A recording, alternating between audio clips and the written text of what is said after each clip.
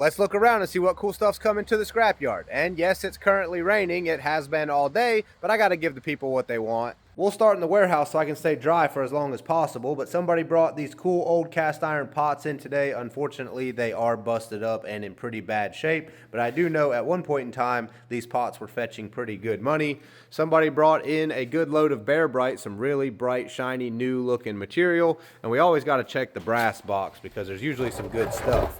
Looks like we've got some sort of big horn or instrument. Of course, it's in really bad shape too, and you guys would know better than I do as to what it actually is. And it looks like maybe a brass duck. I don't know. Let me try to pull it out. I was pretty close. I think it's a swan instead of a duck, but it's pretty funny that I was able to identify that just by seeing the rear tail feather section there. I guess I've seen too many brass animals in my day. And it looks like some sort of brass or copper kettle. Here's two Miller welders somebody set on our concrete bay wall. Of course, they've been sitting outside for who knows how long, and there's probably something wrong with them. We got this sweet Task Force push lawnmower.